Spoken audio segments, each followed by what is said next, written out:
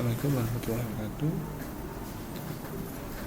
Kembali lagi pada kesempatan kali ini kita bertemu lagi dalam mata kuliah pendidikan anti korupsi dan anti nafsa.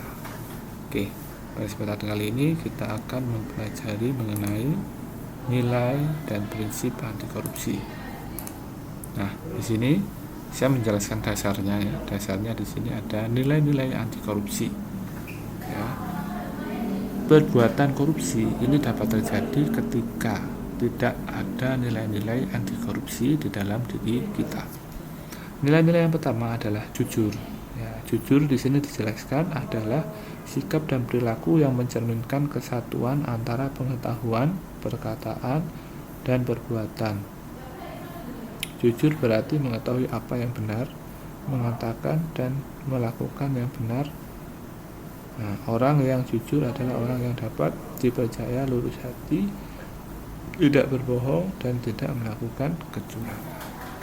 Nah, satu sifat ya atau nilai yang harus dimiliki oleh kita untuk menghindari dari anti korupsi adalah jujur. Nah, jujur ini adalah sikap yang paling penting atau nilai yang paling penting yang harus kita tanamkan ke dalam diri kita. Karena nilai jujur ini sangat susah untuk kita lakukan di dalam kehidupan sehari-hari. Ya, nah di sini intinya, maka dari itu ada inti, sikap, dan etos kerja. Nah intinya ini jujur, ya, di samping jujur harus disiplin, ada kebiasaan dan tindakan yang konsisten terhadap segala bentuk peraturan dan atau tata tertib yang berlaku. Disiplin berarti patuh pada aturan, harus disiplin. Aturannya bagaimana, ya kita harus jalankan sesuai peraturan. Dan tidak lupa lagi bertanggung jawab adalah sikap dan perilaku seseorang dalam melaksanakan tugas dan kewajibannya, baik yang berkaitan dengan diri sendiri, sosial, masyarakat, bangsa, negara maupun agama. Jadi harus tanggung jawab, tidak boleh mengajukan atau mementingkan kepentingan pribadi. Ya kita sebagai seorang misalnya yang berperan dalam suatu bidang, jadi tanggung jawabnya apa di situ? Jadi kewajiban, hak, ya, semuanya harus dijalankan dengan baik dan sesuai peraturan tadi. Lalu sikap apa yang harus dikerjakan? Sikap apa? Harus adil. Sini adil berarti tidak berat sebelah, tidak memihak pada salah satu.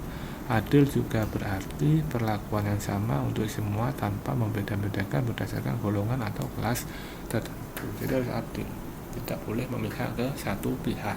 Misalnya kita menjabat nanti ya di pemerintahan, misalnya jadi bupati, ya, kita itu tidak boleh membeda-bedakan yang mana kepentingan umum, yang mana kepentingan pribadi, dan juga pelakunya. Misalnya kita hanya mementingkan orang-orang yang berpengaruh saja di daerah itu, misalnya orang kaya atau orang yang memiliki jabatan tinggi, ya itu tidak boleh begitu. Kita harus adil. Jadi sikap yang harus kita tanamkan adalah adil.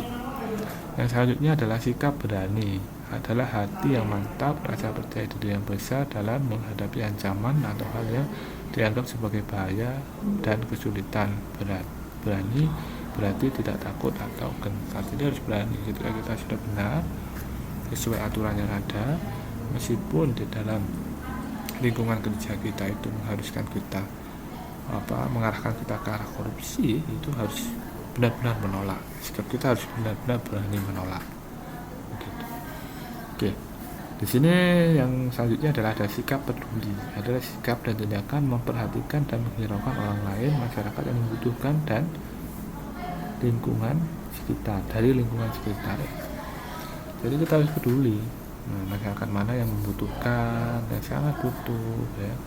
Dan memang harus mendahulukan masyarakat yang memang membutuhkan, lebih membutuhkan, peduli. Misalnya ada banjir, ya kita harus bantu, saling tolong menolong, nah itu peduli. Nah selanjutnya adalah ada etos kerja, nilai etos kerja. Di sini ada kerja keras, adalah sungguh-sungguh berusaha ketika menyelesaikan berbagai tugas, permasalahan, pekerjaan, dan lain-lain dengan sebaik-baiknya. Kerja keras berarti pantang menyerah, terus berjuang dan berusaha. Jadi harus memiliki etos kerja yang kerja keras. Ya. Kita menjalani sebuah amanah di tempat kerja itu harus memiliki sikap kerja keras. Ya, semaksimal mungkin potensi kita harus kita curahkan di amanah tersebut. Nah ini misalnya ada mandiri juga, ada etos kerja mandiri adalah dapat berdiri sendiri. Mandiri berarti tidak bergantung pada orang lain.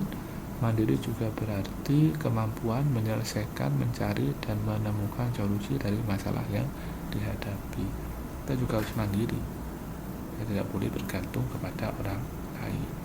Ketika kita sikap kita benar, kita harus mandiri, ya, sesuai peraturan itu, maka kita harus berani dan mandiri. Nah, selanjutnya adalah sederhana, adalah bersahajanya. Sederhana berarti menggunakan sesuatu secukupnya, tidak berlebihan. Kita di dalam Islam sudah diajarkan bahwa ketika kita makan saja itu tidak boleh sampai berlebihan kenyangnya. Berhentilah sebelum kenyang. Nah, itu yang harus kita terapkan. Ya, kita sudah diajarkan di agama kita untuk tidak boleh berlebihan, ya.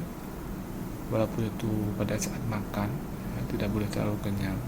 Berhentilah sebelum kenyang. Nah, di situ yang harus kita terapkan sekarang, yaitu menerapkan pola hidup sederhana. Maksudnya sederhana bukan berpenampilan seperti orang miskin, bukan, itu berbeda, ya.